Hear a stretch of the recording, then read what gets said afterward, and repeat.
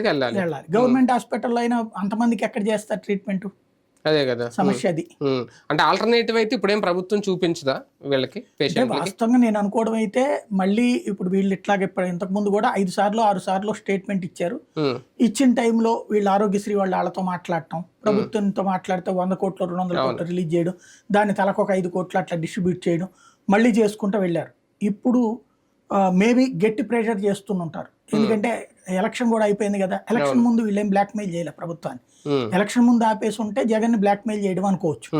కానీ ఎలక్షన్ అయిపోయాక మాట్లాడుతున్నారు కాబట్టి ఈ టైంలో పాత బిల్లులన్నీ క్లియర్ చేస్తున్నారు కదా, మా బిల్లులు కూడా క్లియర్ చేయండి అని ఒత్తిడి చేయడం తప్పులేదు ఆ విషయం. అయితే దీనికి ఆరోగ్యశ్రీ కింద ఉన్న కొన్ని డిసీజులు ఏవైతే ఉన్నాయో ఆ చికిత్సలకు సంబంధించిన ప్యాకేజీలు పెంచాలని కూడా వీళ్ళు ఎప్పటి నుంచో అడుగుతున్నారండి డాక్టర్లు. దాని మీద కదా ప్రభుత్వం ఇప్పటివరకు ఏ నిర్ణయం తీసుకోలేదు. నిన్న వీళ్ళు చెప్తున్నది 1500 కోట్లు, ఒక 50 కోట్లు మాత్రమే లాస్ట్ టైం రిలీజ్ చేశారు, తర్వాత ₹1 కూడా రాలేదు, ఇంకా మేము చేయలేమని. ఇప్పుడు ప్యాకేజీలు పెంచడం అనేది ప్రభుత్వం సాధ్యం అవుతుందా? అదే ఫస్ట్ నుంచి వీళ్ళు కోరుతోంది. ఇది రాజశేఖర రెడ్డి హయాంలో అనౌన్స్ చేసినటువంటి తప్పించి ఆ తర్వాత రివిజన్ లేదంట. చంద్రబాబు టైంలో రివిజన్ లేదు, వీళ్ళ టైంలో రివిజన్ లేదు. చంద్రబాబు టైంలో అనుకున్నారు, బట్ అందులో వాళ్ళ అనుకూలమైనటువంటి హాస్పిటల్ వాళ్ళు ఒక కొత్త కాన్సెప్ట్ చూపించారు. ఏంటి అంటే మీరు ఎక్కువ అడగండి ఆపరేషన్ కి, దాన్ని వాళ్ళు అప్రూవ్ చేసేస్తారు మీరు, కానీ ఆన్ ద పేపర్ చూపెడితే రిస్క్ అవుతుంది అని చెప్పారు. అందుకోసమని వదిలేశారు అనమాట.